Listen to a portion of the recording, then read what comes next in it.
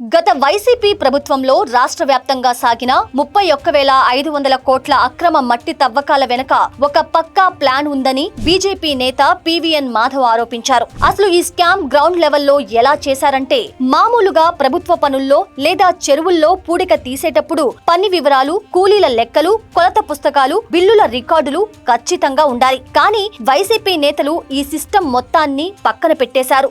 ఎలాంటి రికార్డులు, ఆన్లైన్ ఎంట్రీలు, కనీస కొలతలు లేకుండా కేవలం తమ అధికార బలంతో, అనుచరుల గుత్తాధిపత్యంతో చెరువులపై పడి ఇష్టమొచ్చినట్లు తవ్వేశారు. స్థానిక గ్రామాల ప్రజలు, రైతులు అడ్డుకున్నా వినకుండా లీడర్ల కనుసన్నల్లోనే రాత్రి పగలు తేడా లేకుండా ప్రొక్లైన్లతో ఈ భారీ దోపిడీని నడిపించారు. ఈ అక్రమ దందా సైజ్ చూస్తే ఎవ్వరికైనా మైండ్ బ్లాక్ అవ్వాల్సిందే. రాష్ట్ర వ్యాప్తంగా ఉన్న వేరువేరు ప్రాంతాల నుంచి, ముఖ్యంగా పల్లెల్లోని చెరువుల నుంచి దాదాపు 65 కోట్ల క్యూబిక్ మీటర్ల మట్టిని అక్రమంగా తవ్వేసి తరలించారు. ఈ మట్టిని బయట మార్కెట్లో ఇష్టమొచ్చిన ధరలకు అమ్ముకొని వైసీపీ లీడర్లు తమ జేబులు నింపుకున్నారని మాధవ్ ఆరోపించారు. దీని టోటల్ మార్కెట్ విలువ అక్షరాల 31,500 కోట్ల రూపాయలు ఉంటుందని అంచనా. పైగా ఇలాంటి తవ్వకాలు జరిపినప్పుడు ప్రభుత్వానికి కట్టాల్సిన ట్యాక్సులు, రాయల్టీ ఫీజులను కూడా రూపాయి లేకుండా నొక్కేసి ప్రభుత్వ ఖజానాకు 100 కోట్ల నష్టం మిగిల్చారు. అంటే ఒక పక్క ప్రకృతి వనరులను దోచుకుంటూనే